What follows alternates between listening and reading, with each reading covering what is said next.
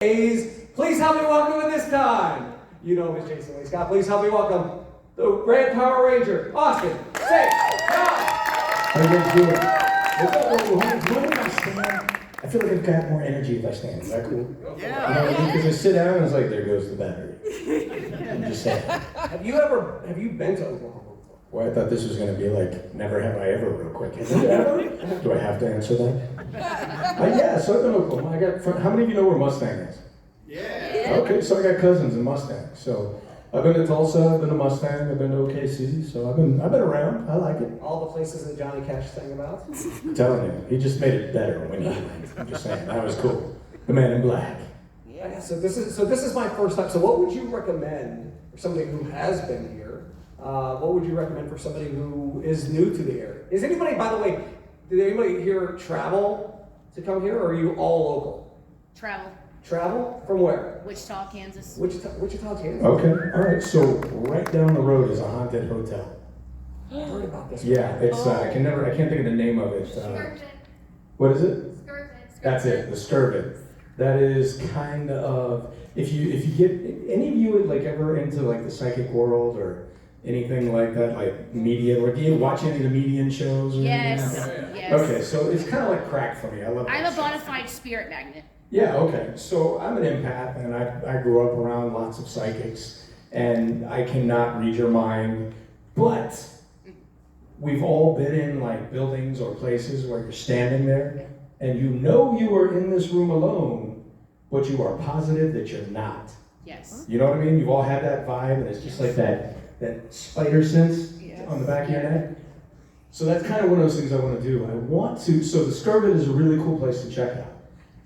But I also have you stayed there before, or you just know? I have not. Okay. I'm told there's a couple of rooms that are supposed to be like a real trip if you check them out and like stay. So what I heard was that the Thunder like to put their opponents in that hotel. This is a real thing. This is what I've heard. That they like to put their opponents in that hotel prior to a big like playoff game. That's dirty. That's dirty, but I love it. I love it, man. All is fair in love and war, right? Absolutely. That's funny. How'd you sleep, boys? You look a little bloodshot there. What's going on? Yeah, why are you so twitchy? So have you had experience? Have you had like those paranormal experiences that you can absolutely define? Yeah, man. There's some stories I've never told. So I grew up I was born in New Mexico. Dad was a Marine. I grew up all around the world. But I lived in Roswell, so yes, I'm an alien baby. Yes. But that was going to be one of my questions. Yeah, for sure. No, I've never been, transported to Mars or anything. I don't have that story. But I can remember I went over to a buddy's house, and I was very, very poor. And I went over to his trailer. I say house, but it was a trailer, a single wide. And we were over there, and we had our rifles, and I was maybe 6. We had our 22s, and we were just going to go out and go shooting targets on hay bales. And that's what we did this summer, batting, swimming at cow ponds. It was great. And there was this old barn out behind his trailer that had been there. I mean, this thing looked every bit as ancient as it was, especially to a 6-year-old boy. And I can remember I was like, hey man, we should go see what we can find in the barn. Maybe we can catch some rats or go bug catching or find some snakes or look for scorpions. I mean, because that's what we did in the country. And the more dangerous it was, the more we had to try. And he was a lot like me. The second I mentioned that barn, he was like, no. I was like, why don't you want to go to the barn? He's like, bro, there are ghosts in there. I was like, what? Come on, man. He's like, I'm not going in there. And he was like, you want to go? You think you're so tough? You go. I was like, all right. Man. No, I mean, yes, I was 6, so I kind of already had it geared up in my head that I was going to see Mr. Oogie Boogie Man. So maybe that was it, but it wasn't. So I go in there, and I open up this huge barn door, and there's dust and cobwebs. Now, keep in mind, this is June. It is cooking, like 101, maybe 100, 101 degrees. It's hot. So this barn, all closed up, should be an oven, right? I walk in the door, complete oven, I'm all good to go. I make it about halfway back, get to the center of the barn, and ice cold, like there was a freezer door that opened up, ice cold, ice cold. And I'm standing there, and immediate chills. Hair stood up all over my body, and I'm just standing there going, what is this? And I get chills just thinking about it. And they had a bunch of old farm gear that was hanging up on these rails. And there's nobody in there. There's no breeze, there's no livestock, there's no animals. This thing is ancient, it is not used. And there's barn tools in there that had to have been old, really old, rusted over, kind of old. And I'm standing there and I'm freezing cold, and then out of nowhere, the farm tools above my head on this big rail, and we're talking like great big old hay bale hooks, that you would move those with. These things are huge hooks. Start swinging back and forth above me, and clink, clink, clink, clink, clink, clink, clink, clink, clink, and then one drops right next to my feet. And I was like, I'm out of here. Like my butt left so fast, it took the rest of me 10 minutes to catch up. And it was, I didn't see Mr. Oogie Boogie Man, but I'm telling you something was in there, and it wasn't just me and my imagination. So that was the first time that I had the sense of somebody right here, and there's no one there. Freaked me out. So ever since then, I've been a believer. And I've been to some other places, like St. Augustine in Florida. Yes. One of the most haunted places in the country. Have you been to New Orleans? Mm-hmm. Man, I don't care if you believe or not. There's some places down there that will make you a believer. You should go check them out. I love doing the ghost tours. I don't know why. I'm a glutton for punishment, but I love it. It's cool. Have you thought about doing your own ghost hunting television show or anything like that? So a little while ago, I was talking to one of the teams, I'm not going to say from what TV series. They're like, man, you should come on, you should do this stuff with us. I was like, yeah, that could be cool, maybe not. Maybe I'm not so sure about that. I call it my mom, who's heavy into the psychic world. She does a lot of really cool stuff. I was like, hey mom, what do you think about this? Blah, blah, blah. They go to old prisons and they go to, all these things, and they do these readings and do all this stuff. And she's like, yeah, that's really cool. Just, make sure you don't bring something home with you. I was like, oh. She's like, you're open to this stuff. She says, things can attach themselves to you. And then you bring it home. I was like, oh, yeah, all right. So I called these guys. I was like, hey, yeah, I think it's a great idea, but hell no. Whatever you guys are playing with over there can go home with you. So I managed to stay away from that. But now I'm I go back and forth. I like the oogie boogie. I just want to make sure it stays where it is. You know what I mean? Like, don't follow me home, man. Because as a Red Ranger, how am I supposed to punch that? There's no hi-ya that's going to work on, like, the poltergeist. Right? Pow! Oh, wow, that was uneventful. That's an episode that I would have loved to see. Yeah, right? How am I supposed to kung fu that? If you were invisible. See? Can't even see it. I'm kicking over here and I get smacked by a candle. What happened there? There could be an episode. There could be something there. Power Rangers Spirit Force? Power Normal. There we go. There's a new episode. You can do that. I'm going to put that in there. So I just started a new comic book called Redemption. And it's got demons and druids and cannibals and scavengers. And it's, what happens to Jason 30 years after Power Rangers at the end of the world. It is Lord of the Rings meets Mad Max. It's dark. Now, I'm going to have a paranormal element. That could be cool. David Fielding, who played Zordon. He's got a book series out that's very paranormal. You guys should check that out. He does. It's really cool. So if you're into that sort of stuff, which I am as into it as you can be while also being creeped out by it, you should check it out. By the way, I love the way that you do spell redemption on your book with the capital R-E-D. Yeah. I absolutely love it. And speaking of writing, you have written martial arts books in the past, right?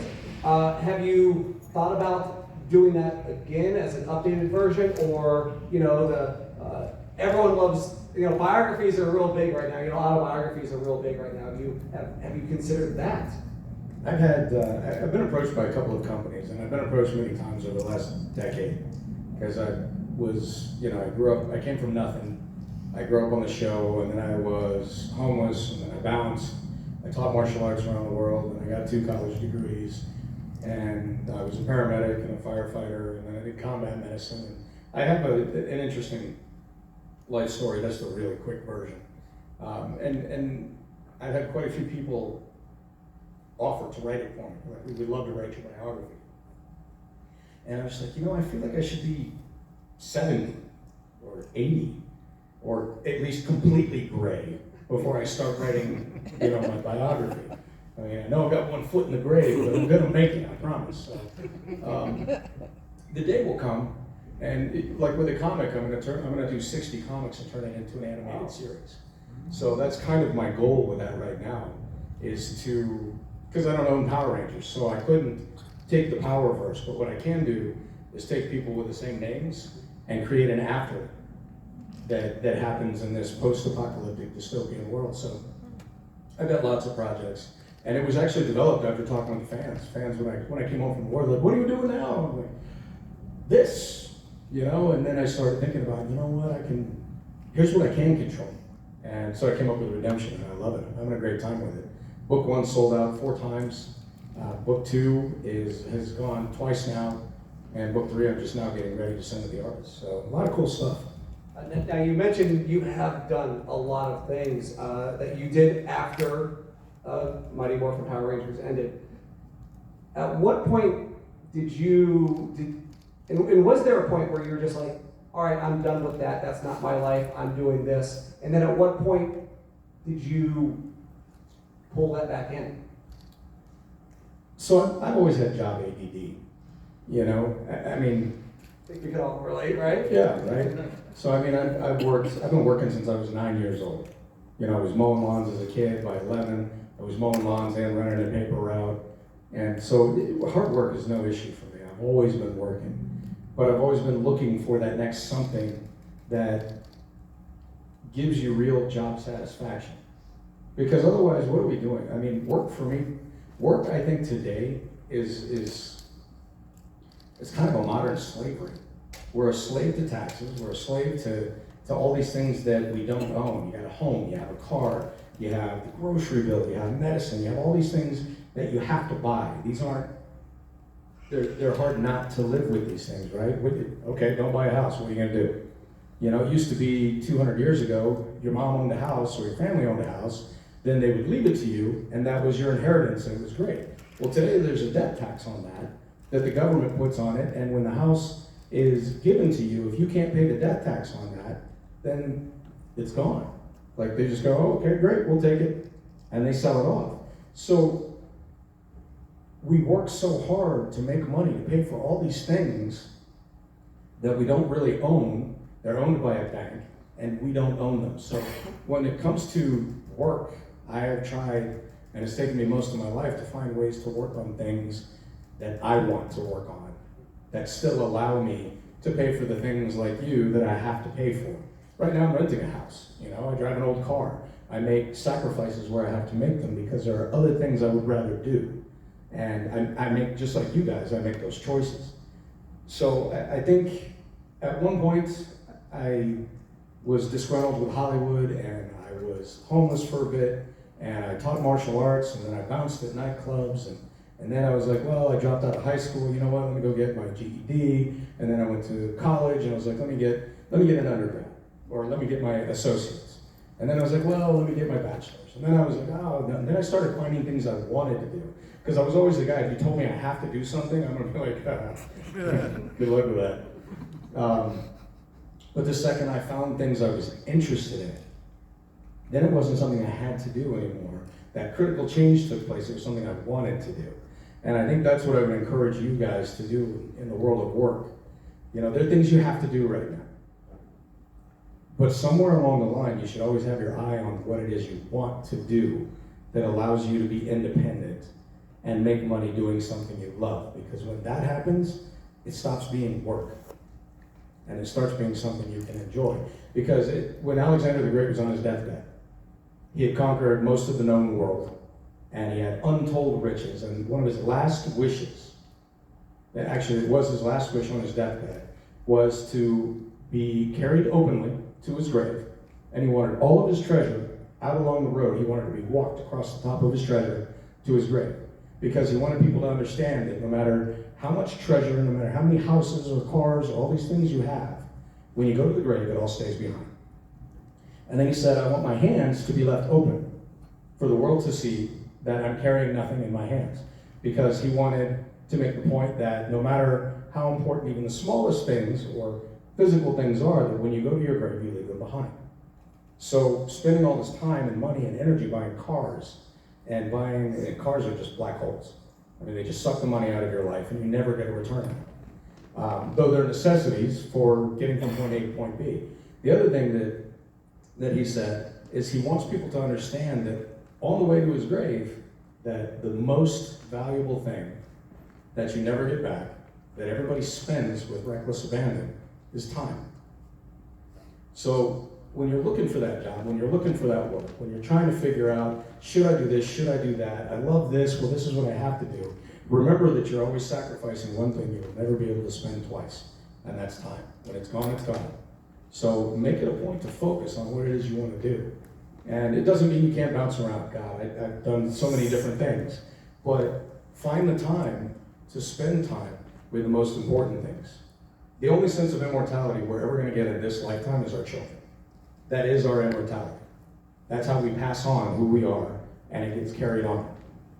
So spend time with the things that are most important, like your family. And while cars and houses and belts and rings and the newest phone and all that stuff is cool, just remember it's not a necessity, you know what I mean? So find a job you love, and then it won't be so much of a job.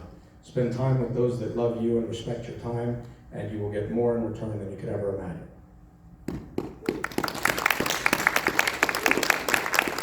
I love that philosophy. I love that way of thinking. And you coming back to the entertainment industry and giving, well, you said, your time and to your fans. And how is it, you know, when you did Power Rangers, we won't talk about how many years ago it was, but when you did Power Rangers, did you possibly, was there any inkling that you were making that impact to people? Man, we had no clue. No clue. If you had told my 18-year-old self the show was going to end up in 40 countries and 90 languages and have 400 million viewers, I don't think I could have I couldn't have wrapped I still have trouble wrapping my mind around it. You know, no matter where I go in the world, there are people who love my character or the other characters or all the characters or this season or that season. It doesn't matter because each one of you, in some form, whether it was my season or another, looked at one of the characters and found some way to identify with them. And that's what made it special, along with the camaraderie. So coming back to be a part of that and spend time doing that now isn't a job for me. It's something I love to do. It's not often you can go anywhere in the world and have people tell you how much they appreciate your work. So for me, this is a great time spent. I love it. And I thank you for it, because you guys are amazing. We appreciate having you here. Last, was it December? You got to partake in a GalaxyCon tradition that is FSCW. You got to step foot in the wrestling ring and work with our guys. Can you tell us a little bit about that? How were you presented that, and how did you put that together? So about 10 years ago, so Mike Broder, who owns GalaxyCon, is a buddy of mine. I've known him a while. And when I first came to work with him years ago, he had his wrestling teams, and these are a great bunch of guys and girls, really athletic, hardworking guys. And if you know anything about wrestling, you know, you look at some of the old pros today and watch them try to get up and walk across the room. First thing is, number one, they're still getting up and walking across the room, which is a testament to their strength. But you look at the damage, like, it is not an easy career. You know, you're not a computer programmer. These guys were heavy athletes. So I have the utmost respect for wrestlers because I know what they go through. So when I got asked, they were like, hey, you want to jump in the ring with us? It'd be really cool. I was like, yeah. Wait, for real? Let's do this. So I got in the ring, 10 years ago with him, and I fell in love with Broder's team and all the guys and the girls, and we had a good time. And then I was, last year, I just showed up for the show, and before I got there, Mike was like, hey, some of the guys are wondering if you want to get back in the ring. I was like, yeah, let's go do this. I don't know what we're going to do, but let's do something. So it was kind of funny. they came and I'm like, well, I'll come in and we'll do some rehearsal and we'll set up a fight and we'll do all this cool stuff. And I got there and things got busy. No time to rehearse, no time to do anything. This is just like Power Rangers. So they come over and they're like, hey, you ready? And I've got a line and I'm like, I can't right now. What about after this? And they're like, okay, yeah, sure. And it was the best laid plans. Well, what about after that? Well, then it was after that, and then it was after that. So no rehearsal, no creation, no choreography. So finally, it's time for the fight. And they're like, you want to do this? So I was like, nothing done, nothing choreographed. I was like, yeah, let's go figure it out, all right. So I go over, and 15 minutes before I walked on stage, we choreographed everything behind the curtains. And then we went on stage and had a blast with it. So these guys are great, and it's a testament to their professionalism, so I love it. Yeah, hopefully we get a chance to bring FSCW to GalaxyCon next year. It'd be a lot of fun. It's worth watching. You'll enjoy it. Absolutely. Speaking of GalaxyCon, as I said, this is a Q&A. If you have questions here for Austin, please feel free to start lining up. Hello. Hello. What's your name? What's up? My name is Dallas. Hi, Dallas. Mike Brady. I've got a question. So I don't know all the ins and outs, but I do know that this was almost like most of it was filmed before they took y'all on and filmed with y'all. So some of it was already in production and some of it had already been taking place. My question: you're 18 years old. Some of y'all have no idea what y'all were about to do. So how much information did you know about what you were about to do, and when you finally did it, is that what you thought you were going to do, or what did you have anything in mind as far as Power Rangers goes? So the original audition was for a show called Phantoms. It wasn't even called Power Rangers. So I went to an open cattle call for a show called Phantoms. And the other guys, I tell you, there had to have been, thousands, probably 10,000 people that showed up. And anybody could come. You, your monkey, your uncle, your little dog too. It was an open cattle call, which means anybody. And I wasn't gonna go. Somebody nagged me, they bet me $20, I wouldn't be wasting my time if I went. Long story short, I lost 20 bucks, got booked, and the show went from Phantoms to Dino Rangers, and then it became Power Rangers. Wow. So if you go back to the beginning and you watch one of the original episodes, you see these terrible morphs, where we would morph and you watch our faces grow into like dinosaurs. Have you seen that episode? Yeah. If you see it, you never forget it. The pilot. It was fugly. So anyway, that didn't go well. They're like, yeah, let's not, yeah. Because you watch Amy Jo, who's a beautiful girl, and you watch her nose stretch into this huge pterodactyl face. I was just like, ooh, no, please, why would you do that to her? So they finally took all that out, and then it became Power Rangers. And my exposure, I don't know about the others, I literally got maybe a 15 or 30 second clip of a little skinny Japanese guy in a red suit jumping around fighting. And they're like, this is what you're going to be. And I was like,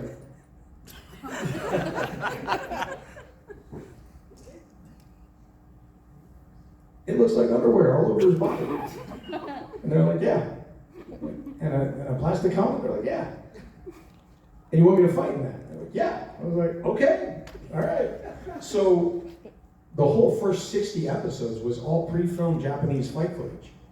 So they did that so that they could save half of their budget on each episode, use pre-recorded fight footage, and just put the American actors into the high school, and then we filmed 2 or 3 episodes a week. So that's kind of how that whole first season came to be. It's kind of wild. Thank you. Thank you. Hello, my name's also Austin. Good choice. Yeah. So I was wondering, what was the moment where you realized just what the phenomenon Power Rangers was? Like, where was that moment for you where you're like, oh wow, this is big? So there was the informal moment. I was on set, and I was sitting there in my Red Ranger suit. I had the top untied and tied down around my waist. I was sitting in the film chairs you see all the time on set where you sit, where you see the actors sitting. I had my chair on set, and I was just sitting there reading through sides, waiting to go in and shoot my next scene. Walter was there with me. And it was late. All the other cast had been sent home. It was late at the end of the day, and the producer came down, Jonathan Zakura. He had this really deep Israeli accent, and I can't do a good Israeli accent, so bear with me. But he comes down and he's like, guys, I want to let you know that your show has become #1. in the world. Good job, guys. #1 Nielsen ratings, good job. And then he turned around and walked back upstairs. And I remember just looking at my sides, I was like, and I looked at Walter, and Walter looked at me, and we went right back to reading our sides. Because, I mean, they didn't want us to understand how big we had become. Because that's dangerous. You know, you let an employee know how amazing and how critical they are to your system, and all of a sudden they want to get paid. So that was how we found out. The first rock star moment was when we broke Universal Studio attendance records on the same stage that Michael Jackson, Madonna, and Aerosmith played on at Universal Studios. That was ridiculous. We were going to do one show on stage at their smallest theater, turned into 5 shows in one day. People were camping out in line 2 days prior. The downtown LA highway was backed up for 8 miles into downtown LA. Your parents rioted when the toys ran out at Universal Studios. They were kicking over kiosks. They went straight thug. It was crazy. So they called the cops were in there trying to shut things. It was nuts. And that was absolutely insane. It was amazing. So that was the rock star moment. Thank you. Yeah. Hey, Austin. Hey. Hey, it's Kayla again. Yeah, how are you? Good, how are you? Hanging out. So Austin, my question for you is, throughout the whole time that you were on the show, Mighty Morphin Power Rangers, what would you say to you is your most favorite moments of the whole thing? Probably walking on the set day one. I was a 17-year-old boy at the time, and I didn't know what it was to be a man. You know, 17, you're learning what it is to be a man. Even though you're cool enough, you think you got it. You really don't. So I was learning how to be a man, learning curve like this. I didn't know how to act, learning curve like this. I'd never worked with producers, directors, stuntmen, wardrobe, all the army of people behind the camera. So learning curve straight up. And it just was an eyes wide open thing. I remember walking on a set, seeing cameras and people, and this army of things happening that I had no idea happened on the other side of a camera. And it was just eyes wide open. I thought, whatever this is big. This is really cool. I'm a small part of something so much bigger. And it was really neat. I'll never forget it. I'll never forget, Austin, you are a legend, just like the late Jason David Frank. Thank you.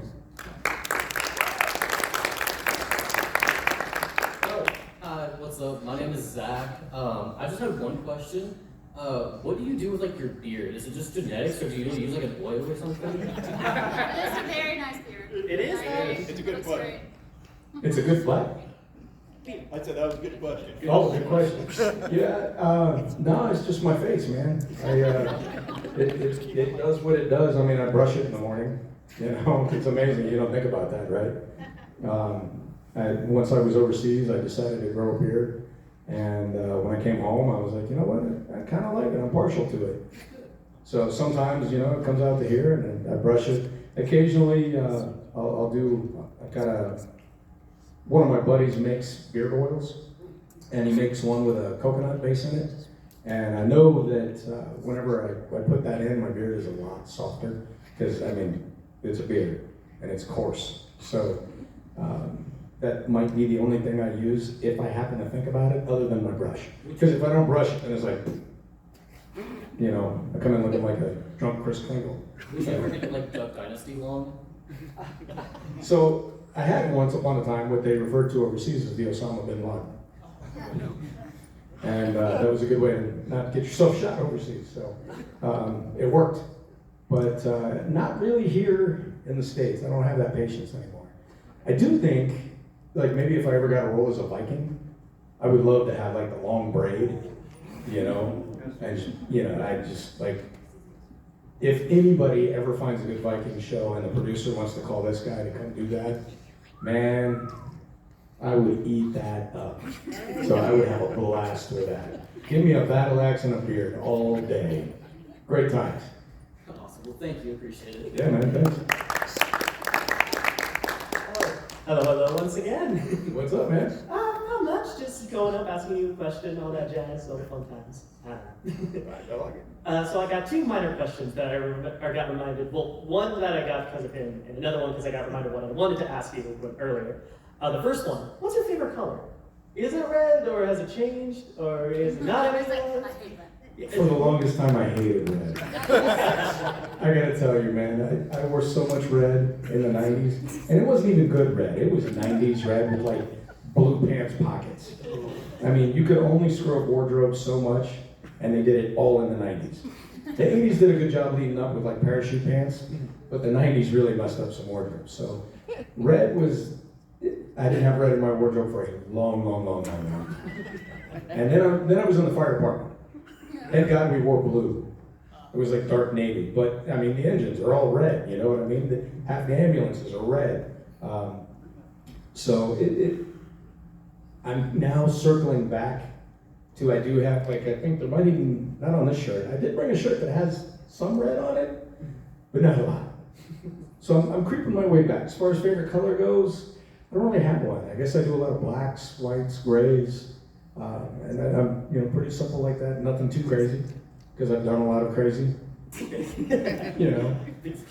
Yeah. When you're head to toe fire engine red spandex, there's nothing crazy left after that. Maybe leather underwear. I don't know, but I'm not doing that. Honestly, very fair. Yeah. Very fair. Yeah. And now the other small mini question. On the topic of the beard and stuff, if it were to get to the Viking length, would you dye it any coloring just to try it out, or would you try to keep it all natural? I think I would leave it the way it is. Okay. I mean, if they wanted me to for the character or something, sure. But I'm not one of those who hides from. I mean, I've got some gray in there, and I like my salt and pepper. So if I'm going to auditions where I need to look younger, then I'll shave it or I'll dye it. Just a solid black or gray, not black, black or dark brown. But for the most part, man, I am who I am. People can take it or leave it. Like it or don't, this is me. Yeah. Thank you so much. Yeah. Have a great one. You too. Could you imagine now you got me thinking of a flaming red beard with like the battle axe and that would be cool. That'd be cool. Maybe. All right, maybe. My question is about your martial arts. What type of martial arts do you do, and what rank are you? So I've been through probably 23 systems in my life. I have 4 black belts, 4 first degrees, and I have my second degree in Chung Kwan, Taekwondo, which doesn't exist anymore. Now it's all ITF, WTF, and different federations and organizations. But Chung Kwan Taekwondo was one of the 4 main systems when I was there. So I have my second dan in Chung Kwan, and then I have my second dan in Pai Long Tao, which is Master Pai split with Ed Parker. It is a Chinese-based Kenpo system. So through these 23 systems, I have my 2 second degrees and I have my 4 first degrees. Well, thank you. You're welcome. I have martial arts ADD. Hi, Hi. Henry. Yes. Hi, which one is your favorite episode working the Power Rangers episode? Well, I mean, I love the original unaired pilot, but I also love Forever Red. I love Green with Evil. I love Pudgy Pig, the pig that you had to give the spicy peppers to get our weapons back. That was a fun episode. I loved all of the Gold Ranger season. I had a great time coming back to do that. I think those probably, I mean, off the top, and every time I do this, I come up with different answers because I've done 120 plus episodes, but those usually are on my top 5 to 10 list. And they were a lot of fun. Thank you. Yeah.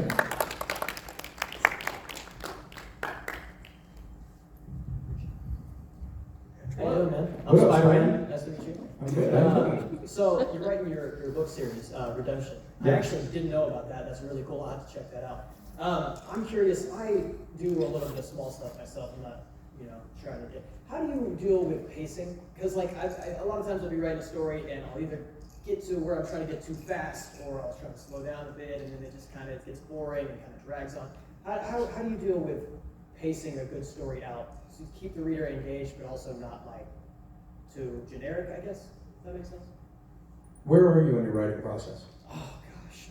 Well, Not very, Beginning. yeah. Okay, so rule number one, when you have ideas, sit down. Don't worry about organizing them. Don't worry about giving them a format. Just brain dump. Okay. The hardest thing for many writers is just to get it out of here onto here. So brain dump. Don't worry about it. Even if it's single words, skorpodrekken. I discovered that word a long time ago in Viking history, and I was like, that is a cool word. It literally means scorpion. And I love that word. And I wrote that down before I ever came to a character, which I'm just now introducing in book 2, and I don't even say her name. But she's going to become Skorpodrekken. And she is, y'all think Scorpina was rough?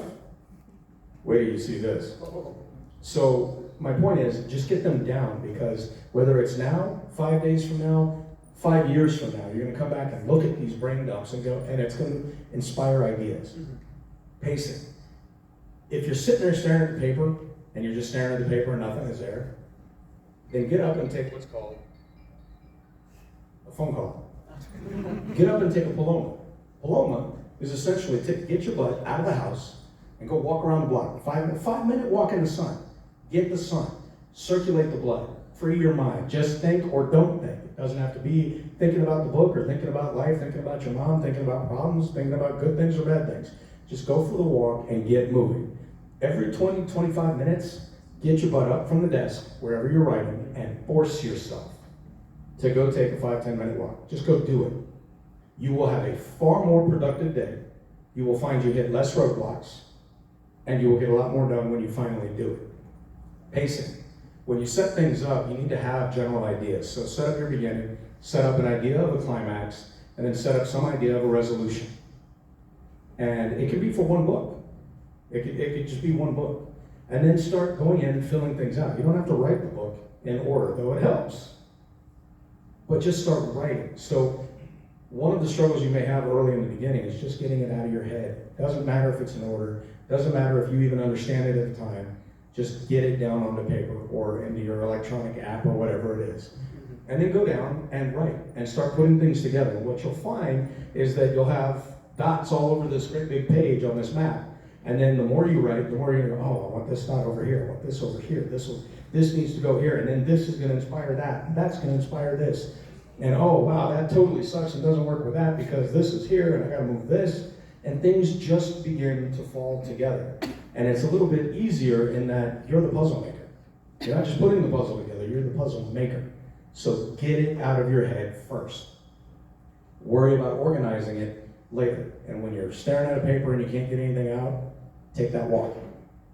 Take that walk, hit some push-ups, do some burpees, do a 20-minute run if you want to. And then come back, sit down, and go to town. The other thing too, most people work in a state of dehydration, which gives you headaches. You get a lot of headaches staring at the keyboard, staring at the screen. A lot of people aren't drinking, because everybody's drinking caffeinated something, which makes you pee a lot, and they're not drinking near enough water to get back in. The brain functions on fat and water. And if you're not giving your brain enough saturated fat, good fats, I'm not talking frosted flakes and all the processed stuff. I'm talking about MCT oil, like coconut oil. Get yourself some good virgin refined coconut oil. Take a tablespoon, I do it 3 times a day.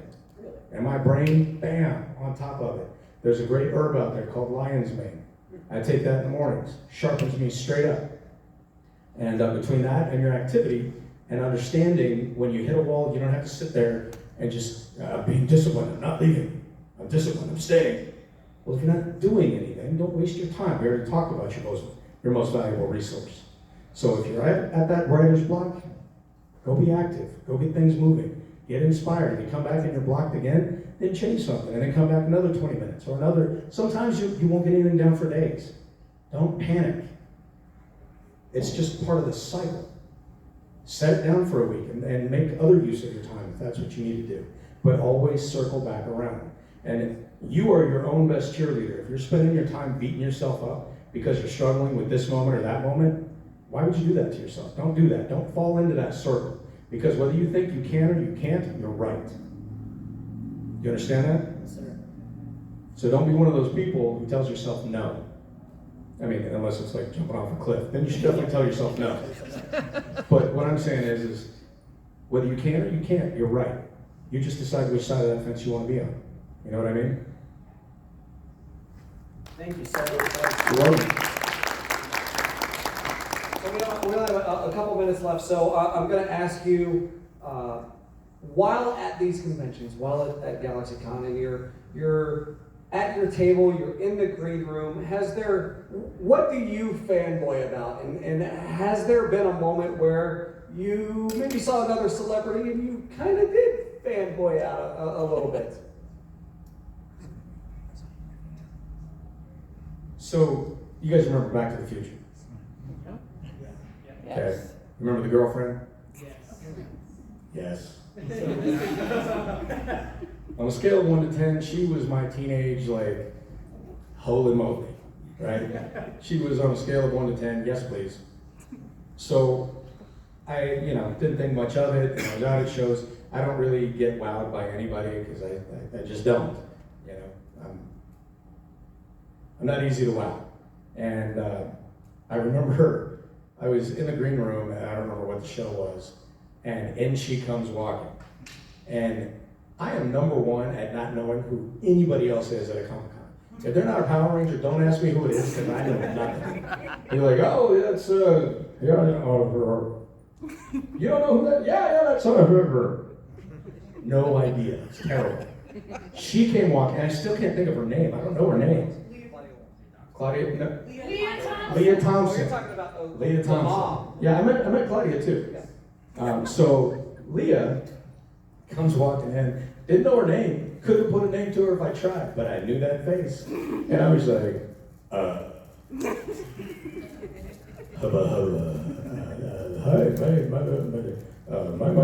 I forgot my name. It's like I was just paralyzed in my seat, and I was like, that is my childhood crush right there. At 12 years old, we were married, she just didn't know it. So that was kind of a moment where I was like, wow, early testosterone in childhood, there she is. So that was kind of a cool moment. I guess one of the guys I sparred with him, and many moons ago, Chuck Norris, and the guy's a legend. Just one of the guys I literally wanted to grow up and be. I love Bruce, I love Chet Lee, but Chuck was my guy. I wanted to be Chuck. And it was just, I would never ask for an autograph for anybody. I don't do that. I would just like to shake his hand and sit and chat. I've been in the ring with him, I've sparred with him. I've been kicked in the solar plexus so hard, I'm pretty sure his foot touched my spine. But I would love to just shake his hand and have a live chat. Not even about work, but just life. So I think that would be kind of a cool moment for me. And I wouldn't mind meeting Selma Hayek. Yes, absolutely. Sorry. Yeah. Just throwing it out there. Yeah. That's all I can say about that one. Well, thank you so much for spending your time up here with us today. Thank you, guys. Thank you all for hanging out with us. Before we go, we're going to do what we call a stage selfie. So if you guys want to gather up here by the stage, not on the stage, by the stage. We're going to take a little photo here. Group photo to commemorate this occasion. And I'll probably cruise back to my table for a few minutes after this if you guys want to drop by, all right? Thanks. We got to do it Morphin time, though. Like, I'm not going to stand up here and just be like, yo, you want to do it? Yeah. All right. So now I got a rule. When you say it's Morphin time, you have to understand there's a physiological change that overpowers the body. It's Morphin time. Does not come from your mouth. Does not come from your stomach. It comes all the way down from your toes. It is a force to be reckoned with. So let's do a practice run. Are we ready? 1, 2, 3. That was cute. That was cute. Like the building, they should be calling the fire department because they think it becomes structurally unstable. All right? Let it rip. Ready? 1, 2, 3. It's Morphin time! That tastes like it's Morphin time. All right, we ready?